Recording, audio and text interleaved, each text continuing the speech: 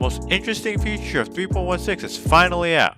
Derelicts. But wait, how do you find these derelicts? The primary way to find it is to start a search mission called Zeta Prolanide Salvage Claim. But not all derelicts are new. Here are a few tips on increasing your odds of finding a new derelict. Pay attention to the mission details. If the ship specified does not say Caterpillar, it is an old derelict. That's because, according to the patch notes, the new derelicts are based off the Drake Caterpillar. Secondly, pay attention to the location of the wreck site. If the location is on a planet like Hurston, Microtech, or ArcCorp, it is an old derelict. That's because, according to the patch notes, these derelicts are placed on 9 different moons. But even with these filters, you're still gonna see some old Caterpillar derelicts. And honestly, I never did these missions until this update because I thought they weren't worth it. So I can't really tell if these wrecks are old or new. But I found some derelicts that I believe came from the new update. First derelict I found is on Ariel, 5 kilometers away from HDMS Besden. The only reason I know this is because the vertical segment on the left looks the same in the trailer. Another derelict I found is on Chelon.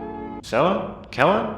I don't know. Located about 17 kilometers away from private property. The only reason why I think this is new is because there's another Caterpillar derelict 90 kilometers away from private property, but it has no loot. The last derelict I found is on Yellow, located over 41 kilometers away from ArcCorp mining area 157. This derelict was featured in the Duty of Dereliction video. So what's in these derelicts? The devs mentioned laser mines, puzzles, and most importantly, loot. Laser mines are pretty straightforward. They can be disarmed with a weapon or with an object from the multi-tool, although you should be standing a safe distance away when disarming them. The puzzles, well, let's look at an example. Going through the aerial wreck, the first challenge I encountered was to move a box under a hole so I can climb through it. As soon as you climb to the second floor, you'll encounter your first loot container. Moving further along, you will encounter a puzzle, which involves opening doors in a certain order. Once through the doors, if you walk further down the hall, you'll find a second loot container. Turning left after the door puzzle, open the door to the cockpit and you'll find the last loot container. Now that's the normie/loser way of doing it. Here are better ways of doing this. From the back, jump onto the engine, then jump onto the top of the ship. Then just run to the cockpit and there you go. Or even better, you can bring an object like a box, shove it through the laser mine above the habitation room, and climb into the cockpit. Oh yeah, and that guy jumping into the vertical segment of the wreck, there's nothing in there. Now I've only done 3 of these derelicts, so the rest of them might be different. But let's talk about the most important part of this,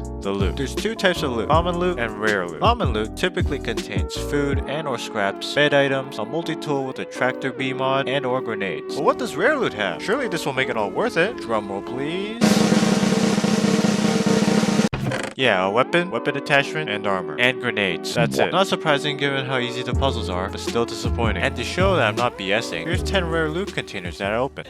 Every time you two are getting rough, my mind just sounds like Shia LaBeouf. It says no, no, no, no, no. Just no. It's not a big sample size, but you get the idea. I should warn you, even though you can pick up the boxes with the multi-tool or by hand, all the loot inside the box will disappear. So is it worth doing?